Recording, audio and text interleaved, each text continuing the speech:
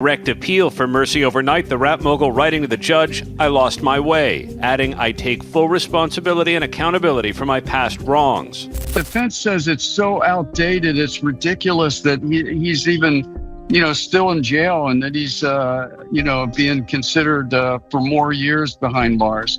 But the prosecution says that this law was meant to... Sean Diddy Combs is finally in a New York City courtroom today. This is a very big day for him because the judge is about to decide what his punishment will be. This moment comes after a very long time of dealing with different legal problems and court cases. His trouble with the law started a long time ago, back in 1999, with a case about having a gun that was eventually thrown out. Then, throughout the 2000s, he was involved in several other civil lawsuits that people filed against him. More recently, in 2020, the federal government brought a new, serious set of charges against him. Now, after all this waiting, his fate is being decided. The group of regular people who were on the jury already gave their verdict on the charges.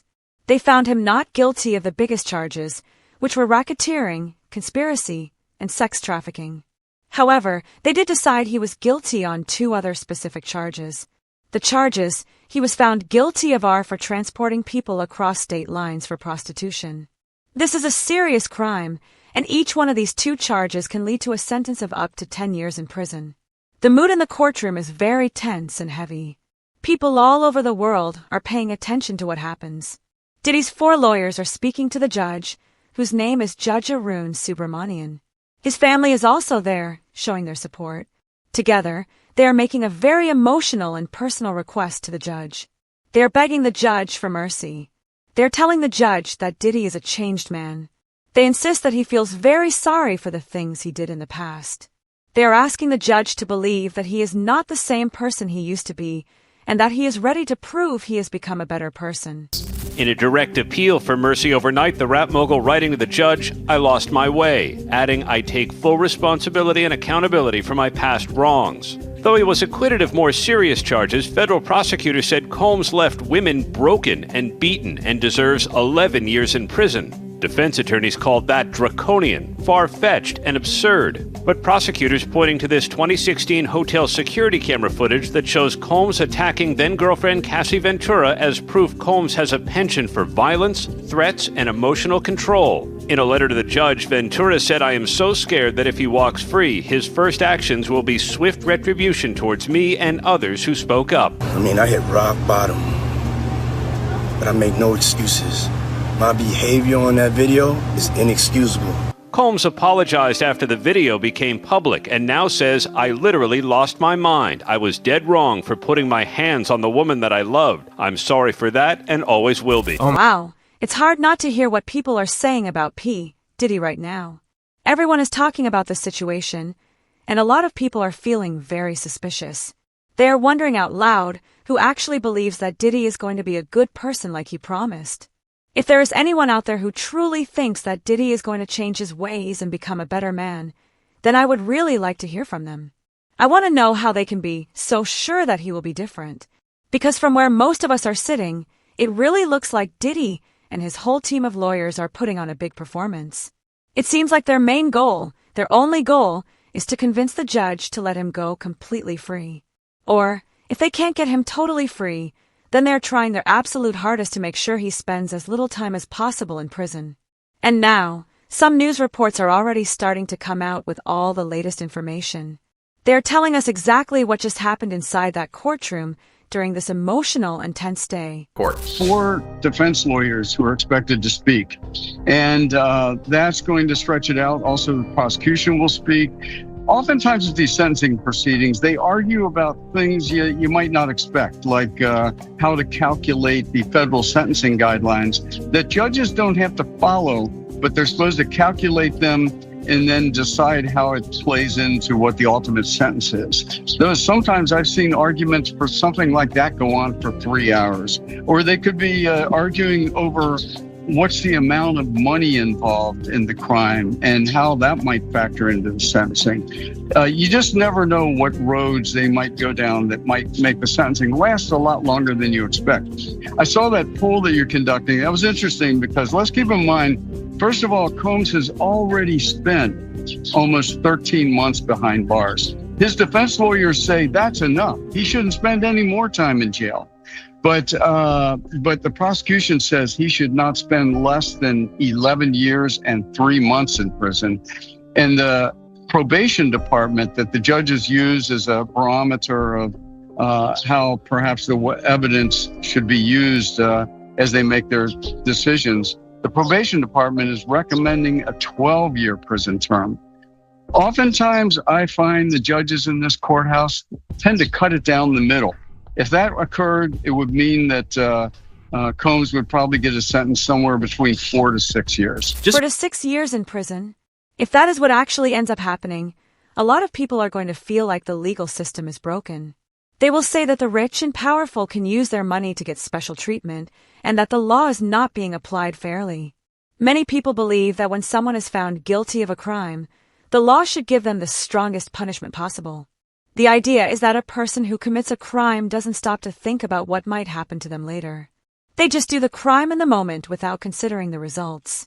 But then, when it's finally time for them to face the music and be held responsible, there is always a big show. The person and their lawyers and their family start begging for mercy and making a lot of excuses. They try to make people feel sorry for them, and for a lot of us watching, that whole performance just makes the whole situation feel wrong and hard to watch. For people who feel this way, nothing else really matters except that the person is punished for what they did.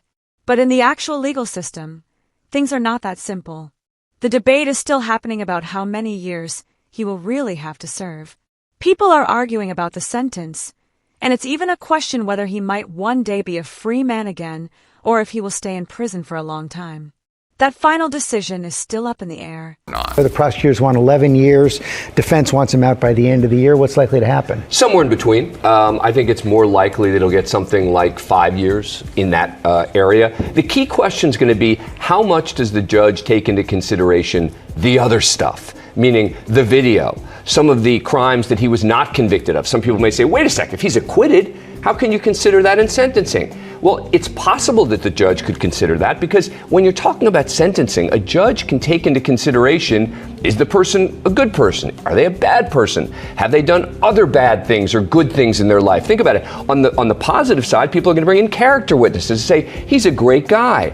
The reverse applies as well. And so the question is going to be, how much does the judge take into consideration the bad things when sentencing? Well, we heard Aaron say that one of the victims, Mia, is going to give an impact statement, but there are also some character letters supporting Combs.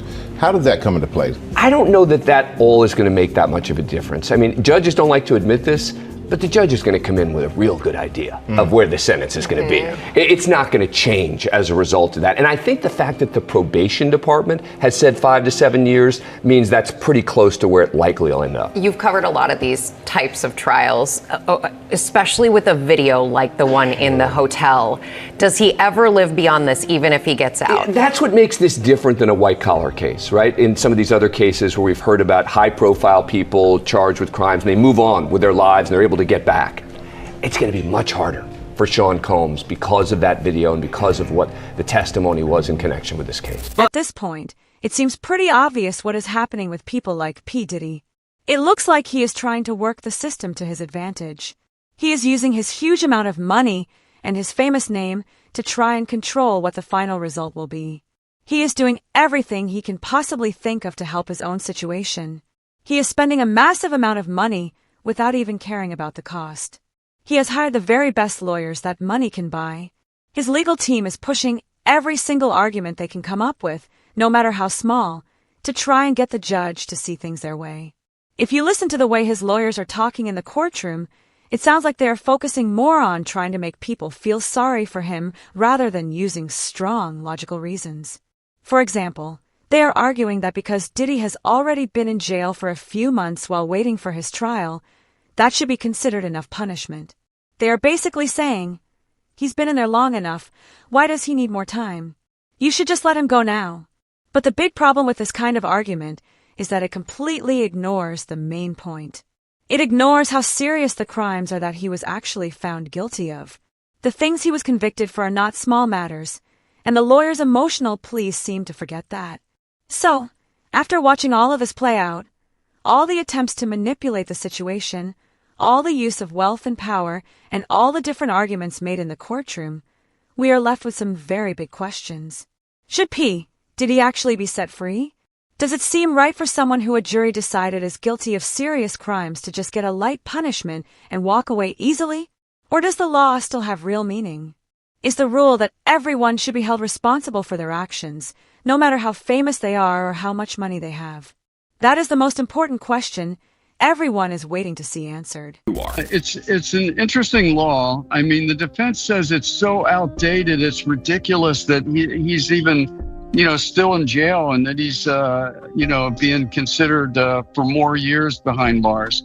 But the prosecution says that this law was meant to prevent all the things that come with those prostitution-related crimes, like drugs, which played prominent role in the Combs case, and the prostitution, the abuse of women, which again they say played a big role in the case, and especially in the violence. Combs was on video beating up his now ex-girlfriend, Cassie. The longer name is Cassandra. Her nickname is Cassie, and she's been very public, even writing a letter to the judge saying he should spend considerable time in jail because his victims are fearful of him, that when he gets out, he'll seek retribution against them. So, prosecution put in 7 letters from many of I believe 6 of them had testified at the trial, saying these people fear for their lives if he gets out. And they're not buying a letter he wrote to the judge that was submitted last night, in which he says he is a changed man. He says that when he was first locked up in August of last year, or actually September of last year, he became very depressed and considered that maybe his life shouldn't even go on. And he has been, his lawyers say, on suicide watch the entire time he's been in jail. I believe that Diddy should receive the strongest punishment that the law will allow. He should be given the maximum number of years in prison that is possible for his crimes. If the judge decides not to do this, and instead gives him a much lighter sentence, then it will make a lot of people wonder what is really going on. People will start to ask serious questions about whether his influence and his power played a role in the decision. They might even suspect that there are secret deals or other shady things happening behind the scenes that we don't know about. This whole situation has really shown us how someone with a lot of fame and a lot of money can use a team of expensive lawyers to try and twist the rules in their favor. They try to find every little loophole to get a better outcome for themselves. But the most important thing is that justice should always be fair. It should never be something that can be bought or sold. It should never be weakened just because someone is rich and famous. I'm going to keep following this story very closely for you. Make sure you stay tuned right here, because I will keep bringing you all the newest information as we get it. I will tell you exactly what is happening in the courtroom, and I will also explain what the legal experts are saying about it all. This way, you will get the complete story and understand everything that is happening, even the parts that are going on behind the scenes. You definitely don't want to miss any of the new developments in this big and important case. So, be sure to subscribe to this channel, hit that notification bell, and follow along with me so you know everything as it happens.